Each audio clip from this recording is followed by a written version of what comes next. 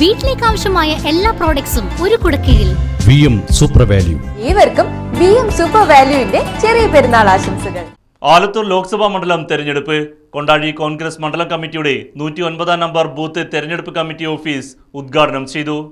ആലത്തൂർ ലോക്സഭാ മണ്ഡലം UDF സ്ഥാനാർത്ഥി രമ്യ ഹരിദാസിന്റെ വിജയത്തിനായുള്ള പ്രചരണ പരിപാടികളുടെ ഭാഗമായുള്ള ഓഫീസിന്റെ ഉദ്ഘാടനം UDF കൊണ്ടാഴി മണ്ഡലം തെരഞ്ഞെടുപ്പ് കമ്മിറ്റി ചെയർമാൻ K ശശിധരൻ നിർവഹിച്ചു. 109 booth committee president Varghese Pulikkal അധ്യക്ഷനായിരുന്നു. Kondazhi UDF election committee convener Sivan Veettikkunnu, block Congress committee general secretary Biju Thadathivila, Congress മണ്ഡലം പ്രസിഡന്റ് മോഹനൻ പാറത്തൊടി, മറ്റംഗങ്ങളായ Unnikrishnan Kadambattu, MV George, Manoj Kalathikuzhiyil, EP Isaac, EP Mathew, Biju Kannampally, Manu തുടങ്ങിയവരും പങ്കെടുത്ത് സംസാരിച്ചു. എന്തിനാണ് CPM ഈ തെരഞ്ഞെടുപ്പിനെ നേരിടുന്നത് എന്ന് നമ്മൾ വ്യക്തമായി ആലോചിക്കേണ്ടതുണ്ട്. കാരണം ഈ ഇന്ത്യ രാജ്യത്ത് 540ഓളം വരുന്ന ലോക്സഭാ മണ്ഡലങ്ങളിൽ കേവലം 5 താഴെ മാത്രമാണ് ഇപ്പോഴത്തെ CPMന്റെ അംഗബലം എന്നുള്ളത് നമുക്കറിയാം.